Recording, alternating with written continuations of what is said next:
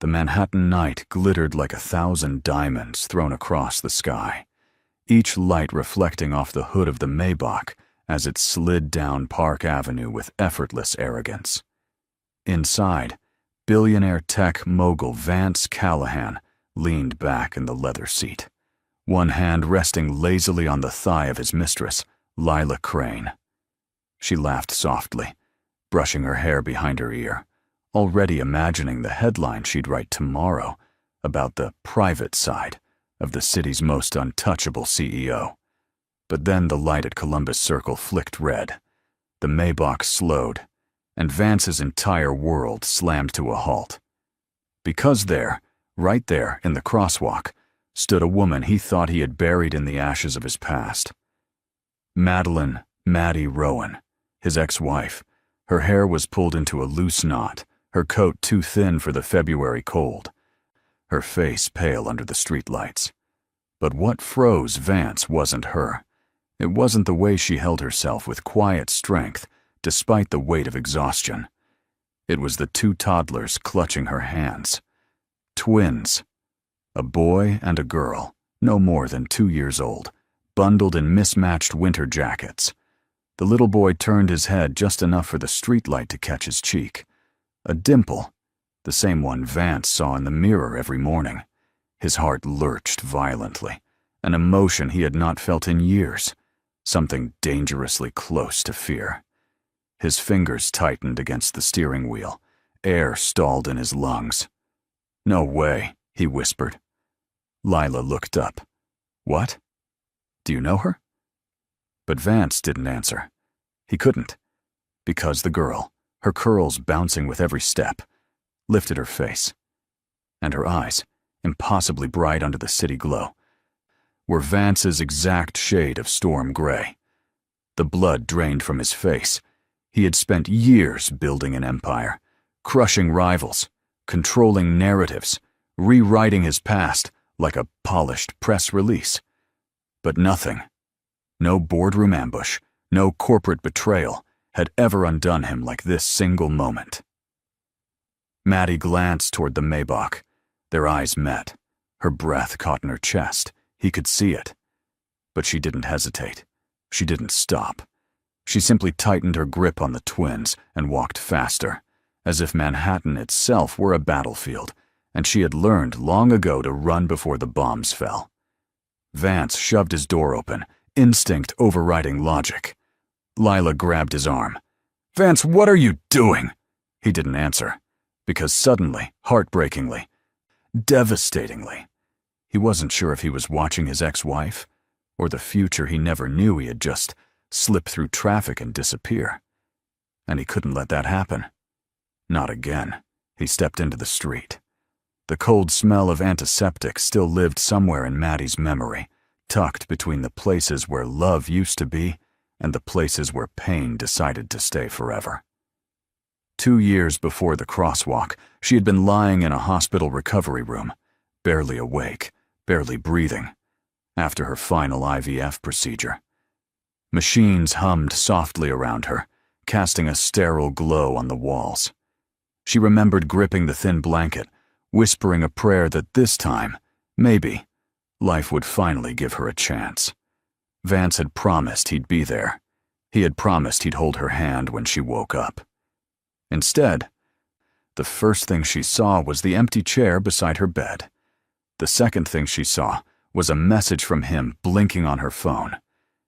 "This isn't working anymore. I can't keep living in emotional chaos. I'm done." No explanation. No goodbye. Just a clean corporate exit, like she was nothing more than a failed investment. Her chest tightened at the memory. She had tried calling him, once, twice, 10 times, until her voice dissolved into a whisper no one heard. A nurse eventually placed a hand on her shoulder and asked gently, "Is there someone we can call for you, honey?" Maddie shook her head. Shame weighed too much to let her speak. The next morning, Vance's assistant emailed her a termination notice from the pharmaceutical company where she worked. A fabricated accusation, mishandling confidential files, A reason no one questioned, because everyone knew Vance's reach. Within hours, security escorted her out of the building. Her keycard blinked red. Colleagues avoided her eyes. She was erased in real time. That week, Maddie moved into a cheap studio in New Jersey, surrounded by cardboard boxes, only the glow of her old MacBook lighting the room. She cried until the grief dried into something sharper. But then, 2 pink lines. A miracle she never expected. A miracle Vance would never know existed. Her hands trembled around the test, and for the first time in months, hope cracked through the darkness. But hope came with fear. Fear that if Vance discovered the babies, he would destroy what little life she had left. So she ran. Quietly. Completely. Now, standing in Manhattan again, watching him step out of the Maybach, memories collided with the present like a punch to the lungs. Because if Vance had seen the twins tonight, there was no telling what a man like him would do next. Inside the Maybach, Lila Crane watched Vance with growing suspicion. His pupils had blown wide, his breath stalled in his chest, and his hand hovered uselessly over the car door as if his entire nervous system had suddenly forgotten how to function. She had seen powerful men panic, but never like this. Never over a woman crossing the street with toddlers. "Vance," she said carefully, soft but edged, "why are you acting like you've seen a ghost?" He didn't answer. His eyes stayed glued to Maddie and the twins, as though a single blink would erase them forever. Lila followed his gaze, studying Maddie's posture, her worn coat, the quiet struggle in the way she held the children close. She didn't scream money, power, or influence, but something about the way Vance reacted to her made Lila's journalist instincts ignite. This wasn't jealousy. This wasn't nostalgia. This was fear. And fear, Lila knew from years of chasing corporate scandals, always pointed to a secret worth millions. The car rolled forward slightly as the light changed, but Vance didn't sit back. His entire body leaned out the open door, torn between chasing the past and hiding from it. Lila's stomach knotted. If Maddie was the source of the tension she sensed building in Vance for months, then Lila had just stumbled onto the story of her career. She wet her lips, choosing her words. "You never told me you were married." Vance's jaw flexed. It wasn't relevant. "Really?" she murmured. "Because it looks relevant now." He shot her a warning glare, sharp enough to slice through steel. But Lila didn't flinch. She had danced with egos bigger than his and walked away with headlines. She could handle him. But what she couldn't handle was losing her leverage. If Maddie had given birth to twins, and if those children were connected to Vance, then everything changed. Lila hadn't invested months seducing the walls around him just to watch another woman become the axis of his future. She leaned forward, her voice dropping to a whisper, dripping with calculation. "She didn't look surprised to see you, Vance, almost like she was expecting this day." For the first time, Vance's mask cracked. His voice came out low. "I need to talk to her." Lila smiled, slow, knowing, venomous. Of course he did. Because even billionaires weren't immune to ghosts rising from the dead. But as he stepped out of the car, Lila made a silent promise to herself. If Maddie Rowan was the key to Vance's downfall, Lila would make sure she turned it. The cold February wind sliced through Maddie Rowan's coat as she hurried across Columbus Circle, her grip tightening around the small hands of the twins. The city roared around her, honking taxis, tourist chatter, the distant hum of subway rails. But all she could hear was her own heartbeat, drumming against her ribs like a warning siren. She hadn't seen Vance in almost 3 years.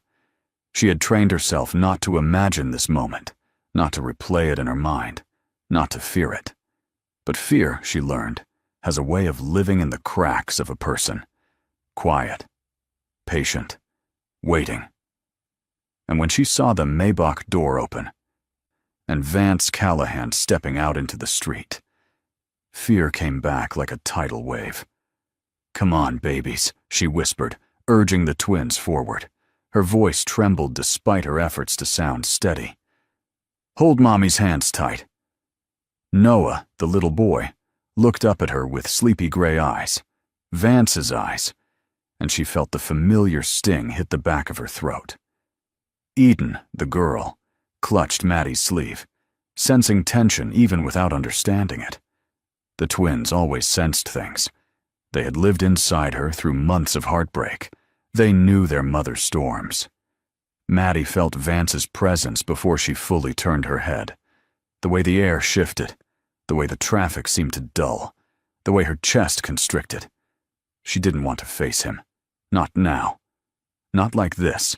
Exhausted, underdressed, juggling 2 toddlers and 2 jobs, surviving each month by stitching hope and fear together like mismatched fabric. What would he think? That she looked tired? That she never lived up to his image? That the babies were proof she'd moved on? He would be wrong about all of it. Maddie hadn't moved on. She'd rebuilt, painfully, quietly, without applause. And the babies were not symbols of another man. They were the last thing life ever gave her before everything collapsed. She kept walking, pretending not to see Vance stepping toward her, with that familiar mix of arrogance and hesitation. A man used to control, suddenly unsure. "Maddie," he called. Her spine locked. She didn't turn. She couldn't. Not when her entire world, her entire secret, walked beside her holding her hands. If Vance got close, if he looked too long, if he asked the wrong question, everything she had fought to protect could unravel in seconds. And as a shadow moved behind her, she realized someone else had been watching the entire encounter. Someone who knew her name. The black SUV rolled to a smooth stop at the curb, its headlights cutting across the chaotic glow of Columbus Circle. Inside, Grant Ellison, the notoriously private real estate billionaire whose developments shaped half the Manhattan skyline, lifted his gaze from his phone. He had been reading a report about a stalled project, but something outside the window tugged his attention sharply. A woman, 2 toddlers, a man stepping out of a Maybach, looking like he'd seen a ghost. Grant narrowed his eyes. He knew that woman. He didn't know her personally, but he remembered her work. 3 years ago, during a PR disaster involving one of his luxury towers, a young strategist named Madeline Rowan salvaged the entire campaign with a last-minute presentation, one he never forgot. She had disappeared from the industry shortly after, swallowed by rumors and corporate politics. Everyone assumed she'd burned out. But tonight, she looked nothing like a woman who burned out. She looked like a woman carrying 2 worlds in her arms. "Sir, should we keep driving?" his driver asked. Grant shook his head slowly. "No. Pull over." He stepped out of the SUV, adjusting the collar of his charcoal coat as the wind whipped across the square. The minute his shoes hit the pavement, he felt the tension in the air. Thick, almost electric. Vance Callahan was striding toward Maddie, and even from a distance, Grant recognized predatory arrogance when he saw it. The twins clung tightly to Maddie's hands. The little girl stumbled when a cyclist rushed past, and Maddie knelt to steady her. Something about the protective way she held them, gentle but fierce, hit Grant harder than he expected. He walked toward them instinctively. "Maddie?" he called gently, careful not to startle her. She turned sharply, confusion flickering in her eyes before recognition dawned. "Mr. Ellison?" she breathed, stunned. "What are you doing here?" "Same question I could ask you," Grant replied with a faint, disarming smile. Before she could answer, Vance's voice sliced through the air behind them. "Maddie!" Grant's expression shifted, neutral, assessing, then quietly guarded as he stepped just half an inch closer to her. Not threatening, not possessive, just present. And Vance noticed. The billionaire CEO froze mid-stride, eyes narrowing dangerously at the sight of Grant Ellison, the one man in New York whose power could rival his own, standing protectively beside his ex-wife. "Maddie," Grant murmured quietly, "is everything all right?" But Maddie's lips parted, her breath catching, because Vance wasn't the only one watching them now. Someone else had just raised a phone and started recording. For a man who had built an empire on precision, control, and flawless public image, Vance Callahan had never felt more off balance in his life. The moment he saw Grant Ellison step toward Maddie, protective, familiar, calm, something violent twisted in his chest, a sensation he didn't recognize at first because he'd buried it years ago. Jealousy. Real, ugly, unfiltered jealousy. He took a step forward, jaw locked, his polished shoes scraping sharply against the pavement. "Maddie," he repeated, harsher this time, as if the name itself betrayed him by trembling on his tongue. Maddie flinched. Grant didn't. Grant's body angled, barely noticeable, but enough to stand between them. A gesture subtle yet infuriating. A gesture saying, "You don't get to intimidate her anymore." Vance's fists curled at his sides. "What are you doing here?" he demanded, eyes narrowing at the sight of Maddie's worn coat and diaper bag. "Why didn't you tell me you were—" He stopped himself before the word, pregnant, could escape. The children stood right there, looking at him with the kind of bewildered innocence that made something in him unravel. Noah stared openly, studying Vance's face the way children do when they instinctively recognize something familiar. Eden tugged on Maddie's sleeve, whispering, "Mommy, who is he?" The question pierced Vance straight through the ribcage. Grant crouched to help Eden pick up the toy she had dropped. "Careful, sweetheart," he said warmly. The girl smiled shyly. And that made Vance's vision flash white. "How do you know her?" Vance snapped. Grant's gaze lifted, cool and unbothered. "Professionally, years ago.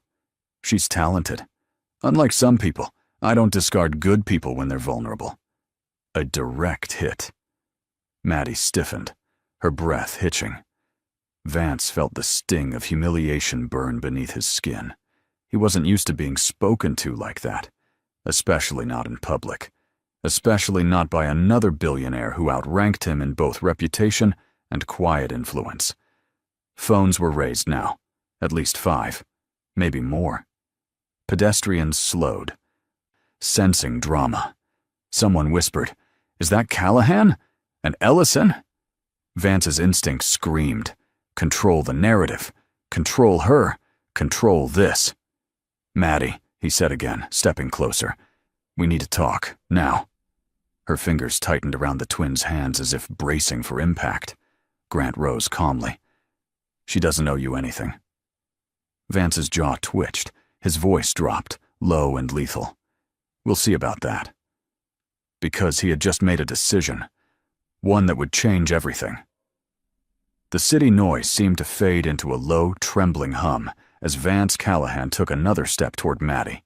His breath fogged in the winter air, but his voice came out warm.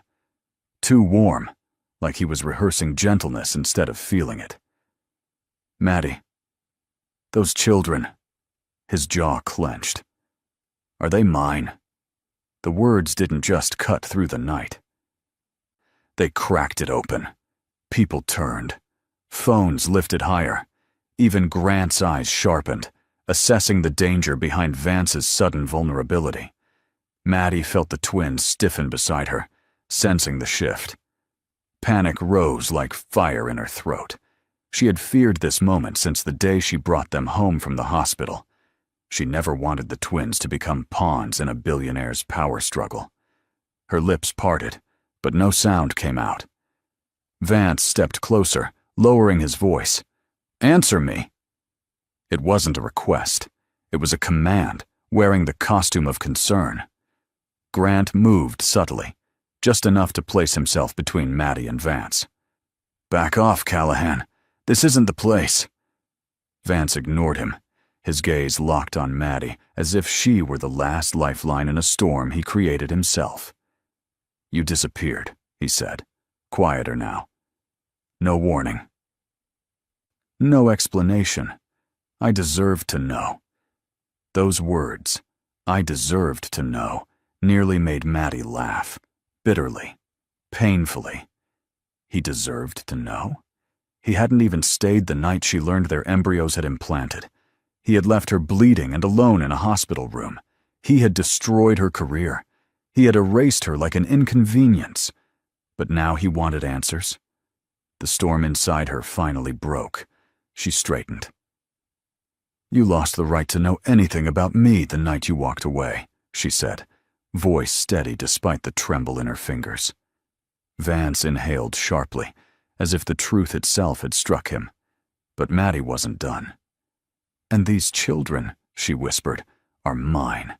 That's all you need to know." A murmur rippled through the watching crowd. Grant's jaw tightened in approval.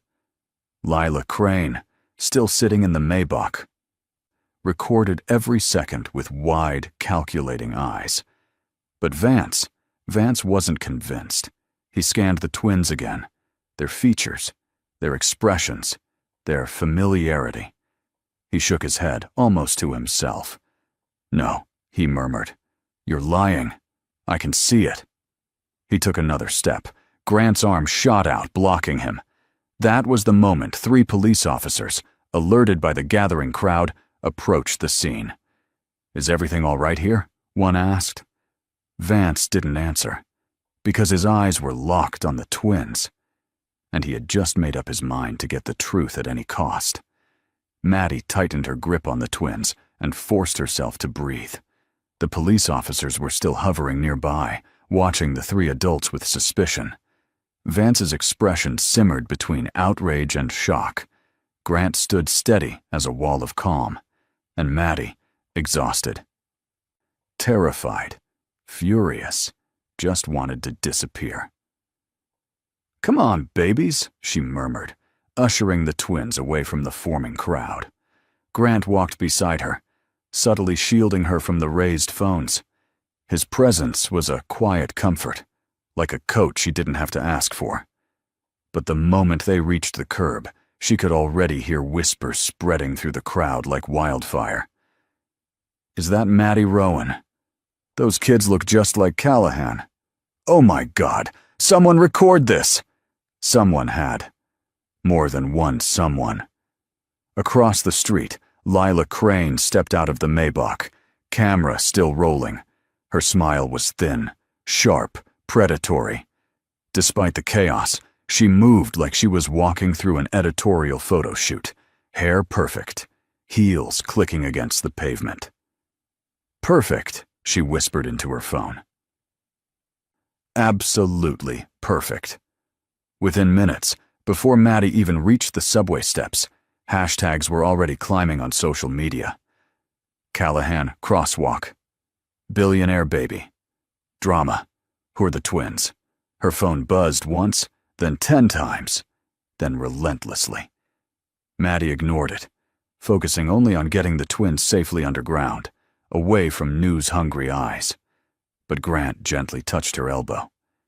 "You may want to check that," he said softly. "It looks serious." Maddie hesitated, then unlocked her screen and froze. The video was everywhere. Shot from 3 different angles, posted by strangers, edited by gossip accounts within seconds. It captured everything. Vance stepping out of the Maybach, shouting her name.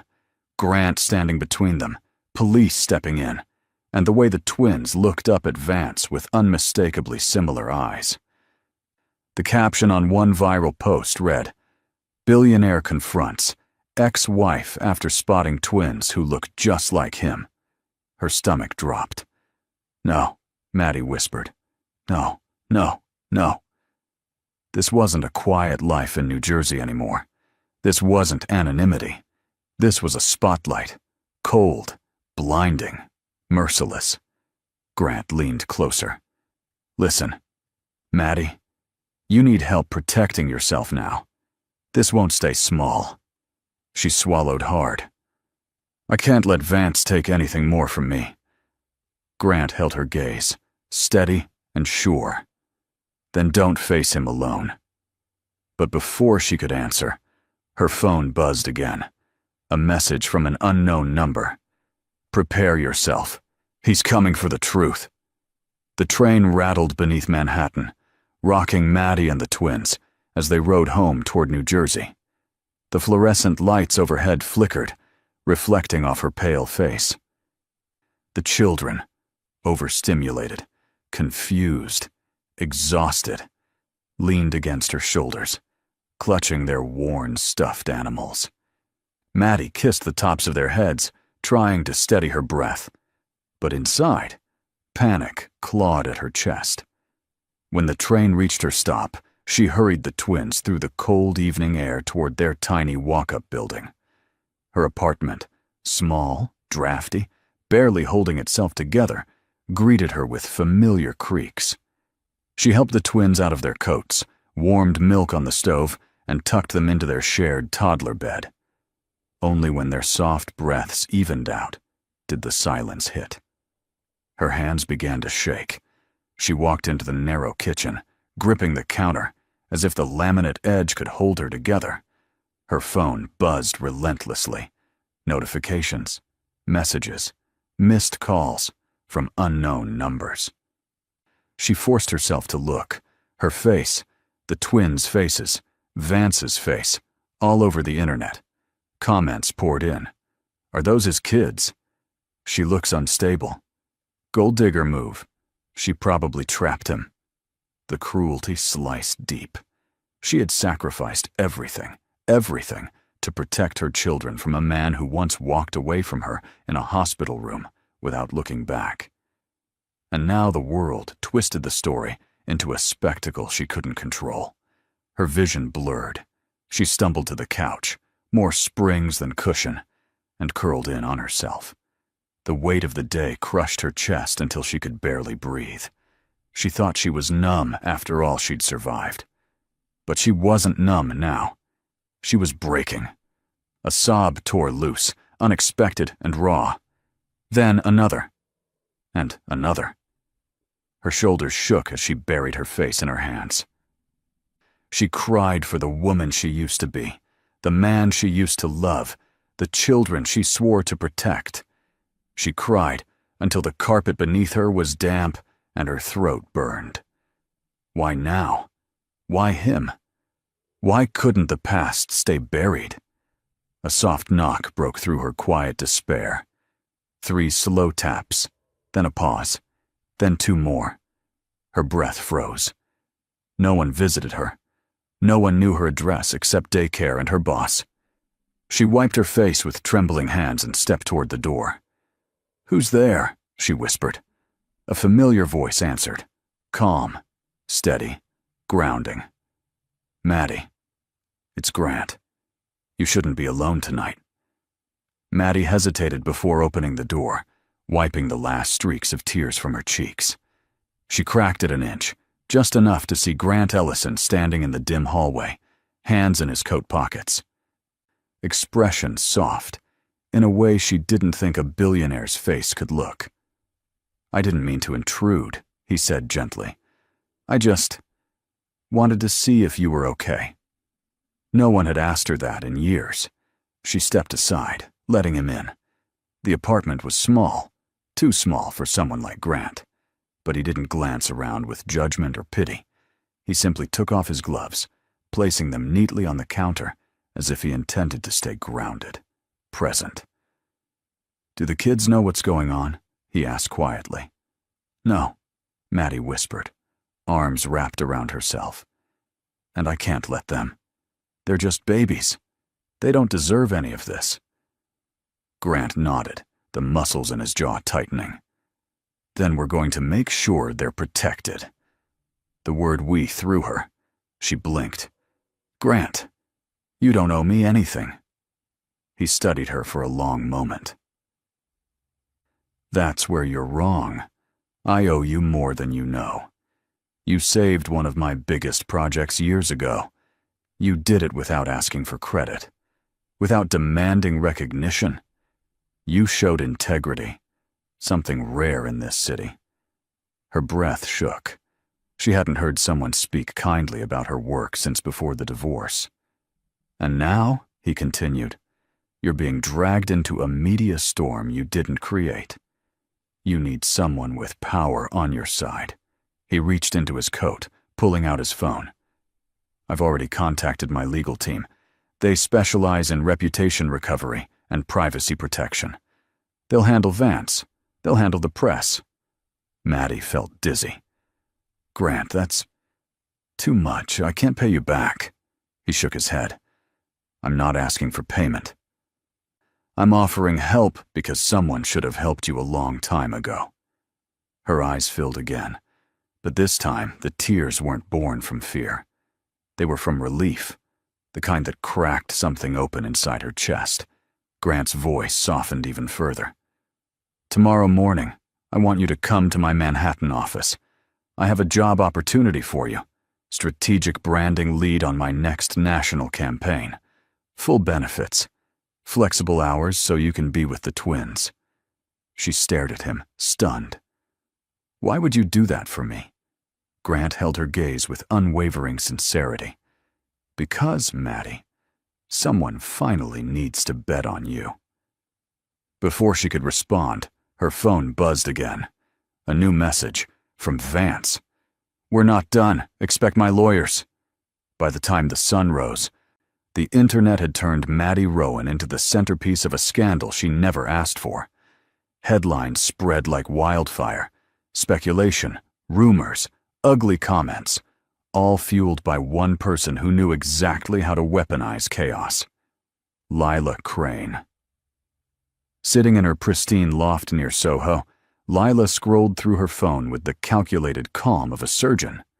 She had spent half the night crafting stories, nudging journalists, leaking anonymous tips, and posting cryptic tweets, just vague enough to ignite a frenzy. Her manicured finger tapped the screen as she smirked. Poor Maddie, she murmured. So fragile, so unstable. Every rumor she planted carried the same venomous undertone. Maddie Rowan wasn't mentally stable after her marriage ended. A woman like that shouldn't be raising 2 children alone. The twins' paternity was questionable at best. All lies, all intentional. Because chaos made headlines, and headlines made Lila powerful. Meanwhile, Maddie sat curled on the edge of her bed, staring at her phone in disbelief. Comments flooded her notifications. She's unhinged. Those kids don't even look like each other. Classic trap the billionaire tactic. Her stomach twisted, bile rising. She wanted to scream. She wanted to defend herself. She wanted to disappear. But she couldn't. Not when 2 tiny bodies slept in the room next to hers, trusting her to keep them safe from the world. Grant, already anticipating the storm, called her at 7 a.m. sharp. Don't read anything online, he said firmly. I already did, she whispered. He sighed. Then listen carefully. This is exactly what I warned you about. Vance's team, or someone close to him, is trying to paint you unstable. That way, if this escalates legally, they can attack your credibility. Maddie squeezed her eyes shut. This isn't fair. No, Grant agreed. But I promise you, it won't last. But even Grant underestimated one thing. Lila wasn't just stirring the pot. She was strategically setting up a narrative meant to destroy Maddie before the truth could surface. And she had one final, devastating move ready. A notification popped onto Maddie's screen. A new headline. Her heart stopped as she read it. Ex-wife of tech billionaire investigated for prior mental health incident. Sources claim she vanished during IVF treatment. It was a complete fabrication, but it didn't matter. It was viral. Maddie's phone buzzed again. A new message from an unknown number. This is only the beginning. Her blood ran cold because she knew exactly who sent it. Lila had declared war. Maddie sat frozen on the edge of her couch, the headline burning through her like acid. Investigated for mental health incidents, vanished during IVF. The lies were bold, cruel, deliberate. Grant arrived at her apartment within the hour, his lawyer, Ariana Pierce, beside him. Ariana was sharp, composed, and terrifying in the way only a seasoned Manhattan attorney could be. "Maddie," she said gently but firmly, "I need you to tell me exactly what happened during your IVF treatment." Maddie swallowed. Her throat felt raw. "I didn't vanish. I was alone because Vance left me mid-procedure. He told the hospital I preferred privacy. He disappeared, not me." Grant's expression darkened. Ariana nodded slowly. "We can use that." But Maddie shook her head. "No, I don't want to drag my medical history into this. I don't want the twins to grow up reading about what I went through." Ariana exchanged a glance with Grant. "Then we need something stronger, something irrefutable." Silence. And then Maddie remembered. Her hand trembled as she walked to the drawer near her bed. Beneath old insurance papers and baby socks was an envelope she had kept hidden for years.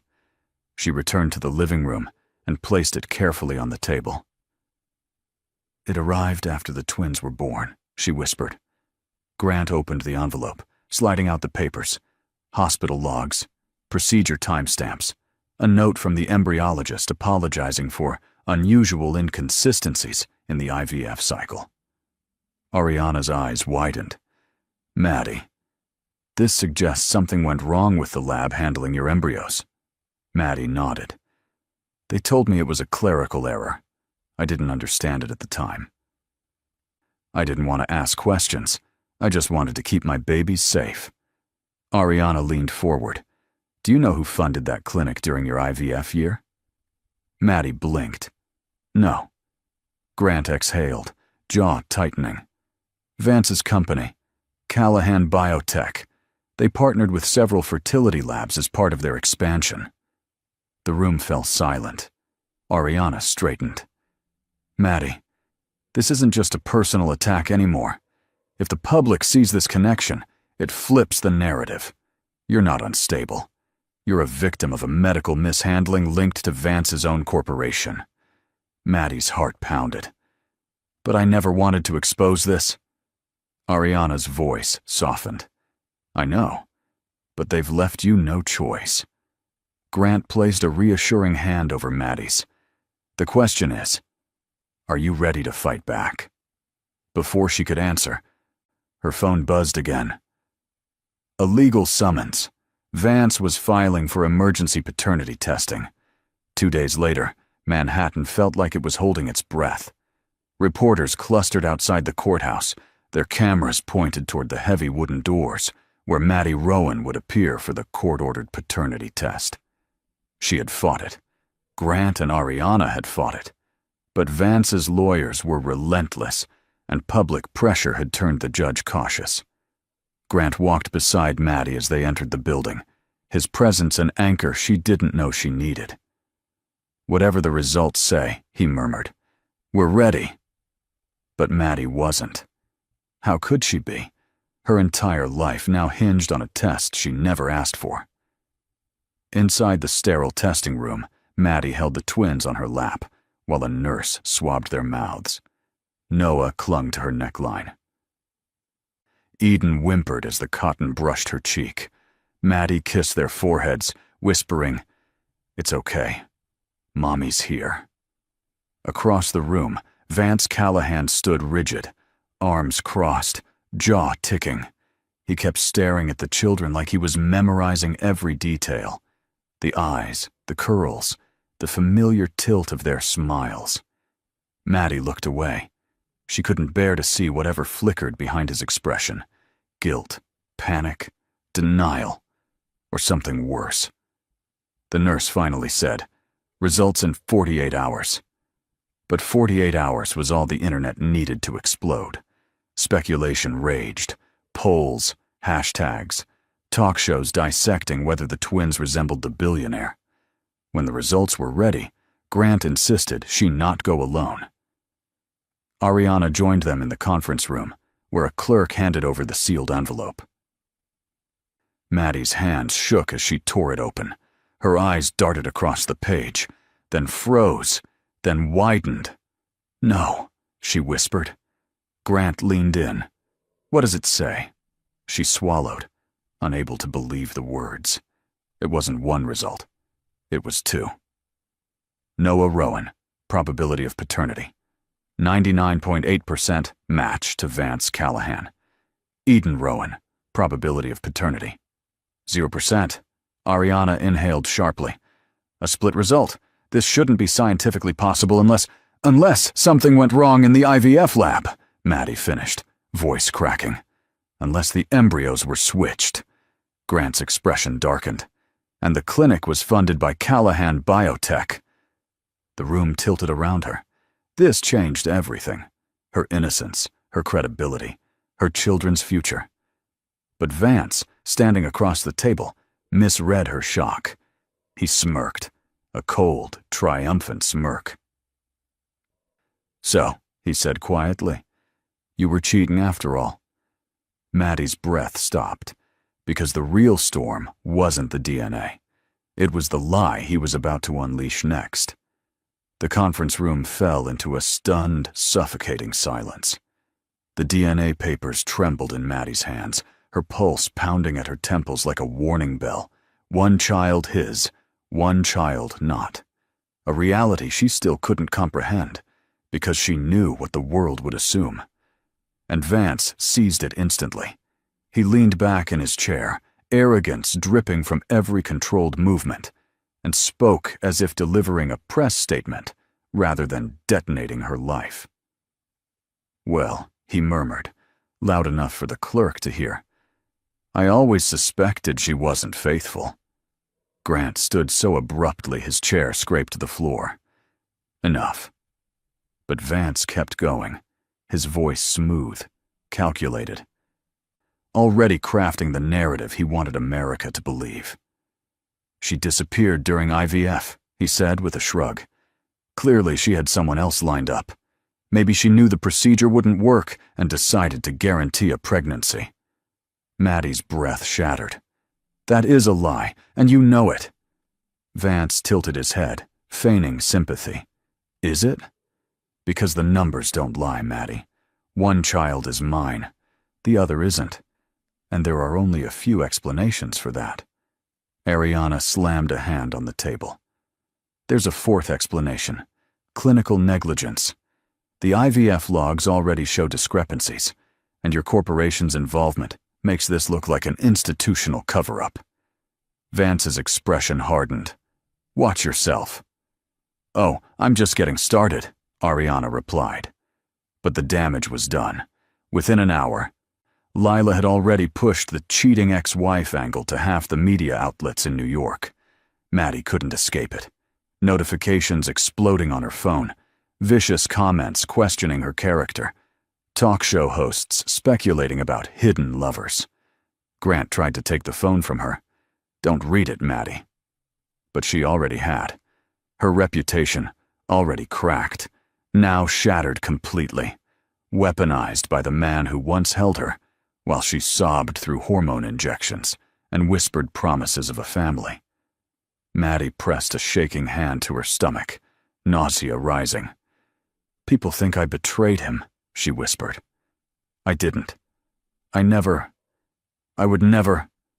Grant stepped close, steadying her. "And we will prove it." But Vance wasn't finished. He turned to the judge's clerk, voice smooth as ice. "I'll be filing for temporary custody of Noah. Clearly, the environment she's raising them in is unstable." Maddie froze, blood draining from her face. You can't," she breathed. Vance looked directly into her eyes, cold and triumphant. "Watch me." The room spun, because in that moment Maddie realized Vance didn't just want the truth, he wanted her destroyed. Maddie could barely feel her legs as she left the courthouse with Grant and Ariana. The cold wind whipped around her, but it was nothing compared to the chill spreading across her ribs. Temporary custody. Those two words echoed in her skull like a verdict from a world determined to punish her. Grant kept pace beside her, matching every shaky step. "Listen to me, Maddie," he said softly. "Vance doesn't get to decide how this ends.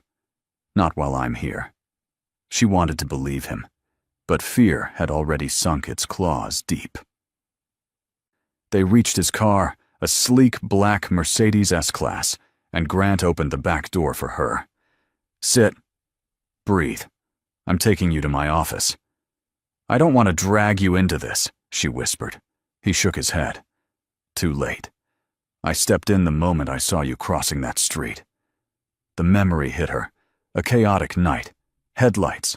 Twins clutching her hands, and Grant emerging from his SUV like a guardian she never knew she'd need. Inside the warmth of the car, Ariana turned to face Maddie. "This isn't over. The split paternity result is complicated, yes, but it also gives us leverage.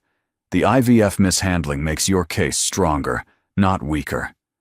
"But the media," Maddie began. Grant cut in. "Is irrelevant until we control the narrative." Ariana nodded. "And we will. Starting today." As the car glided through Manhattan traffic, Grant unlocked his iPad and swiped open a folder. "I need you to see something." He handed it to Maddie. Her breath caught. It was an offer letter for a senior branding position at Ellison Global, with a salary she hadn't seen since before her world collapsed. Flexible hours, on-site childcare, full legal and media support. "I don't understand," she whispered. "Why would you do this?" Grant's gaze softened. "Because you deserve to stand on your feet again. Not just survive. Rise." Tears stung her eyes. For the first time in years, someone believed she deserved a future. But the moment almost shattered as Ariana's phone buzzed. She glanced at the screen, and her expression darkened instantly. "What is it?" Maddie asked, heart thudding. Ariana hesitated. "Vance just contacted the press. He's giving a live statement. He's going to frame today's results as proof of your infidelity." Maddie's stomach plunged. "No," she whispered. "He wouldn't." Grant's jaw flexed. "Oh, he would. And he is." Then Ariana added the part that turned Maddie's blood to ice. "He's doing it while holding Noah in his arms." The night of the Metropolitan Charity Gala arrived far sooner than Maddie wished. Grant had insisted she attend, not for publicity, but to reclaim her dignity in a room full of powerful people who assumed they already knew her story. Maddie hesitated until the twins, blissfully unaware, cheered when she tried on a simple navy dress Grant's assistant had quietly delivered. "You look like a princess, Mommy," Eden whispered. For them, she went. Manhattan glittered under a velvet sky as Grant's limousine pulled up to the Met steps. Flashbulbs exploded instantly when Grant stepped out, offering his hand to help Maddie exit. Murmurs rippled through the crowd. "Who is she? Is that the woman from the Callahan scandal? She's with Ellison now?" Grant leaned close. "Ignore them. You walk with me." Inside, chandeliers cascaded light across marble floors, and the air buzzed with wealth, whispers, and tension. Maddie held her chin high, though her heart thudded painfully. She could feel eyes dissecting her. She could feel judgment trailing her gown like a shadow. Then the atmosphere shifted. The crowd parted as Vance Callahan entered, polished, smug, and performing fatherhood like it was a scripted role. He didn't bring Noah, but he didn't need to. His PR team surrounded him like armor, and at his side, wearing a glittering gold dress like a warning flare, was Lila Crane. Lila's smile sharpened when she spotted Maddie. "Well," she purred, "if it isn't our little disappearing act." Grant stepped forward, voice cool as steel. "Lila, if you don't step back, I'll make sure every outlet sees the metadata on your leaked stories." Her smile faltered, but only slightly. Vance approached Maddie directly, his voice dripping with orchestrated sympathy. "You know, Maddie, you could fix all of this. Just admit what you did. Say Eden isn't mine because you were unfaithful. The public might forgive a confession." Maddie's breath caught. Grant's jaw clenched, but Vance wasn't done. He lowered his voice. "Drop your fight for Noah. I'll make the custody process painless. You can keep the other child." Maddie stared at him, horror rising like bile. "You're talking about my children like they're negotiable assets." "They're mine to protect," Vance replied. "At least, the one who's actually mine." Maddie's hands shook, fury built in her chest, not the frantic kind, but a cold, focused fire she'd never felt before. She stepped forward, voice steady. "You're not destroying me. Not again." Vance smirked. "We'll see." But suddenly, the giant projector screen behind them flickered to life. A new report, a new whistleblower, and one name flashed across the screen in bold letters: Callahan Biotech, under federal investigation. Gasps rippled through the gala like a shockwave. Conversations froze mid-sentence. Champagne glasses stopped halfway to lips. Dozens of eyes lifted toward the massive projector as the headline blazed across it in unforgiving white letters. Callahan Biotech, under federal investigation. Whistleblower claims fertility lab, mishandled embryos. Maddie's breath vanished. Grant's hand tightened around the stem of his glass. But Vance went utterly still.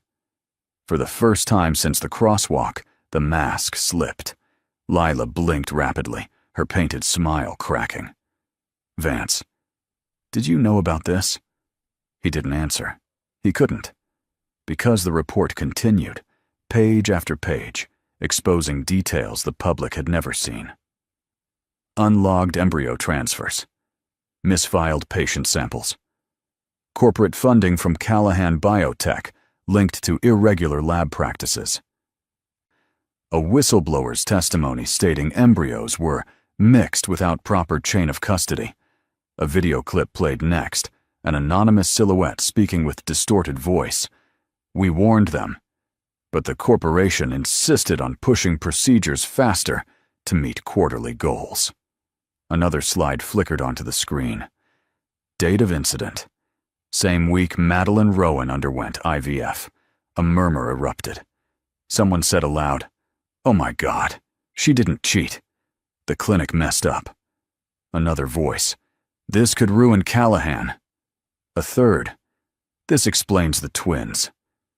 Maddie felt her knees weaken, not with fear, but with the dizzy shock of vindication she never expected to come so publicly. Grant steadied her with a hand at her back, his voice low. "It's turning. Stay calm." But Vance surged forward, shouting, "Turn that off. This is confidential."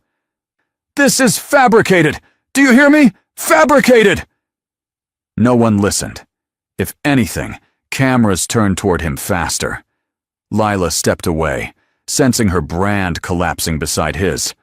"Vance, maybe we should—" "Shut up!" he hissed, completely losing the charm he wore like designer cologne. Grant's voice cut through the chaos, cool and authoritative. "This is a federal investigation, Vance. You don't get to bury this one." Vance spun toward him, face flushed. "You did this. You and her. You're trying to destroy me." Grant didn't blink. "You did this to yourself." Maddie lifted her chin. Her voice, quiet but resolute, reached him. "You accused me. Humiliated me. Tried to take my son. All while knowing something was wrong with that clinic." Her words carried across the marble hall, landing like stones. Vance's mouth opened, but no excuses came. Because everyone now saw him for what he was. Then a final alert flashed on the projector. Federal agents en route to Callahan Biotech for immediate seizure of records. The room gasped, and Vance turned pale, because he knew what those records would reveal next. The gala had already descended into chaos, but the moment the alert about federal agents hit the screen, everything shifted. It wasn't whispers anymore. It was uproar. Reporters pushed past donors. Board members scrambled for exits.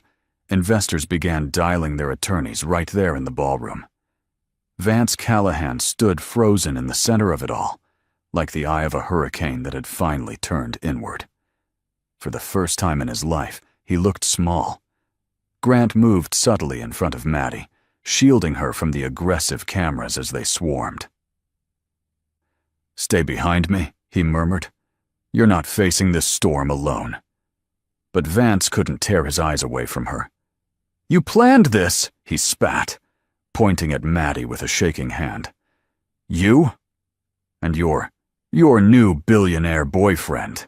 Grant's jaw tightened. "Careful, Callahan. Your panic is showing."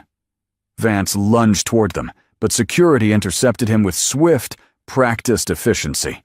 He struggled against their grip, shouting, "She lied! She cheated! She did this to ruin me!" No one believed him anymore. The room had shifted sides. As photographers snapped away, Maddie finally stepped forward. Steady, composed, unbroken. "All I ever wanted was to raise my children in peace," she said quietly. "But you kept coming after us. You pushed this."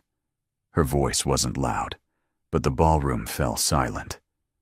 "You tried to take my son," she whispered. "And you tried to destroy my reputation to do it." Vance flinched as if the words physically struck him. Grant rested a reassuring hand on her back, but he didn't interfere. This was hers to say. "You accused me of infidelity," Maddie continued, eyes burning. "But the truth is, your company's negligence created this nightmare. And you hid it. You hid it because you cared more about your image than my life or the lives of our children." Gasps echoed around the room. Lila, trying to edge away unnoticed, was spotted by a reporter. Microphones swung toward her, and someone shouted, "Is it true you leaked fabricated stories about Maddie? Did Callahan tell you to?" Lila froze, caught, cornered, exposed. Vance's head whipped toward her. "Don't say a word." But it was too late. The projector flashed again, this time with a new breaking bulletin. "Callahan Biotech Board considers immediate removal of CEO pending federal investigation." A reporter shouted, "Mr. Callahan, are you resigning?" Vance's face drained of color. Grant leaned down, murmuring to Maddie, "His empire is collapsing." But before she could respond, a federal agent stepped into the ballroom, badge raised. "Vance Callahan," he announced, "we need you to come with us." The room erupted, and Maddie realized this wasn't the end. It was the beginning of justice. The next week unfolded like a slow-motion disaster for Vance Callahan, one he could neither spin nor escape. Federal agents combed through every office of Callahan Biotech, seizing hard drives, interviewing employees, exposing emails he thought would stay buried forever. By Tuesday, the shareholders called an emergency board meeting. By Wednesday, leaks confirmed he'd been stripped of all decision-making power. By Thursday morning, the company's stock plunged 48%. And by Friday, the world he built was rubble. Vance stood alone inside his penthouse, once his throne, now a mausoleum of everything he'd lost. His reflection stared back at him from the glass windows, hollow eyes, disheveled hair, a man unrecognizable. He threw a crystal tumbler against the wall. It shattered like the last illusion of control. "You ruined me," he muttered into the empty room, imagining Maddie's face. "You took everything. But deep inside, beneath the rage, beneath the denial, was fear. Fear that the truth was never on his side. Fear that Maddie had finally escaped his shadow. Fear that the world now saw what she had endured. Down in the lobby, a different scene unfolded. Maddie arrived with Grant and Ariana for her custody hearing. She held Eden on her hip, while Noah clung to her coat.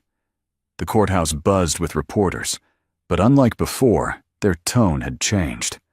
"Miss Rowan, do you feel vindicated? Do you believe Callahan Biotech is responsible for the IVF errors? How does it feel to have the truth coming out?" Grant positioned himself beside her, a steady and unmistakable presence of support. Maddie didn't answer the questions. She simply pressed a kiss to Noah's hair and kept walking. Inside the courtroom, Vance arrived late. He looked smaller, haunted. Gone was the polished predator. In his place stood a man unraveling. When the judge entered, the tension thickened. Ariana spoke first, laying out the newly uncovered evidence, the tampered lab reports, the whistleblower's testimony, the timestamps proving Maddie never vanished, the direct funding link to Vance's company. Each piece struck Vance like a blow.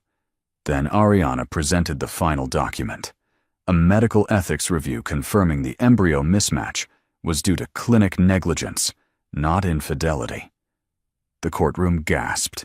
Maddie didn't look at Vance. She didn't need to. The judge adjusted her glasses.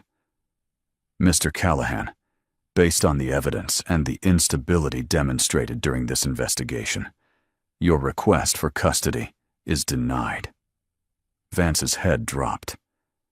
"And furthermore," the judge continued, "temporary sole custody is granted to Ms. Rowan." Grant exhaled softly beside Maddie. Noah squeezed her hand.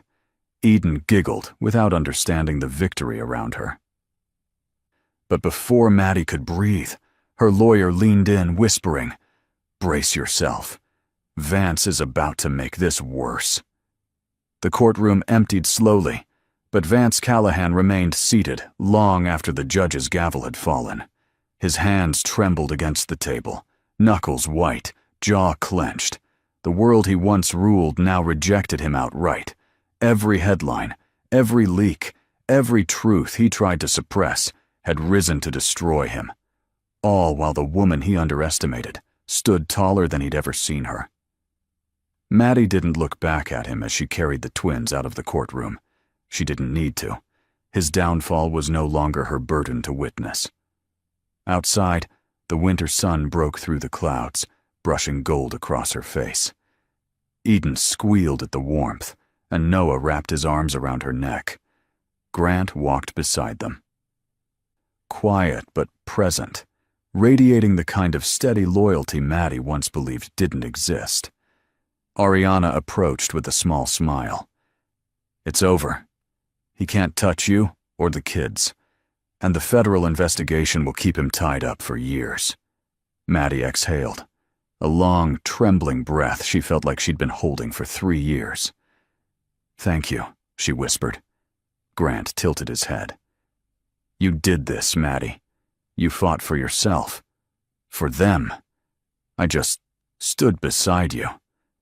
But he hadn't just stood beside her. He shielded her, believed her, restored her.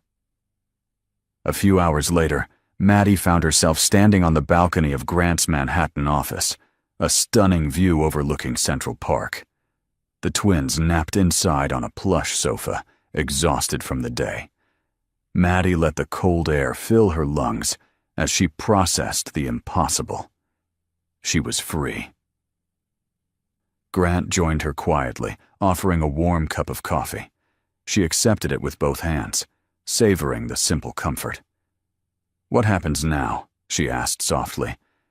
Grant gazed at her, not with pity, not with obligation, but with admiration. "Now," he said, "you start the life you always deserved, with your career restored, with your children safe, and—" his voice dipped, gentle yet certain, "with someone who cares for you deeply. Only if you want that. Her heart fluttered, uncertain, hopeful, alive. You mean you, she whispered. He smiled. I've meant you since the moment I saw you crossing that street. Tears welled in her eyes, not from pain this time, but from a release so profound it felt like sunlight breaking open a long winter. She stepped closer. Then yes, she breathed. I want that. Grant cupped her cheek. And for the first time in years, Maddie let herself lean into someone, without fear, without doubt. Below them, the city moved on. Above them, the sky cleared. Behind her, the past finally closed. Before her, a future she thought she'd never get to have. Maddie had won. Completely. All right. So the story has finally come to an end. And if you, my wonderful friend, are still here with me right now, then something in Maddie's journey must have touched your heart in a very real way. Maybe it reminded you of a moment when life knocked you down, or a moment when you didn't think you could rise again. But you did. And that's exactly the truth this story hopes to leave behind. Your past doesn't get to decide your future. Your choices do. The Stoics used to say, "The obstacle is the way." Marcus Aurelius reminded us that the things meant to break us often become the very things that build us. Maddie didn't win because life was fair. She won because she refused to let cruelty define her. She protected her children, rebuilt her dignity, and opened her heart again, proving that healing isn't a miracle. It's a decision we make every day. So as you go back to your own life, hold this close. You are stronger than what tried to hurt you. You are worth more than what tried to diminish you. And if this story moved you even a little, show it some love. Hit like. Share it with someone who needs a reminder of their strength. And don't forget to subscribe so we can keep walking through these powerful stories together. You're not alone. I see you. And I'm grateful you're here. This story is a work of fiction created solely for entertainment and emotional reflection. All characters, events, companies, and situations in the narrative are fabricated and not based on real individuals or real organizations. Any resemblance to actual people, living or dead, or to real-life events is purely coincidental. The purpose of this content is to explore themes of resilience, healing, and personal empowerment through a dramatic, imaginative narrative. It is not intended to depict factual scenarios, real legal cases, or actual corporate practices. Viewers should enjoy the story as a creative interpretation, not as a representation of real-world events. We encourage audiences to approach the content with an open mind and understand that its primary goal is storytelling, reflection, and inspiration.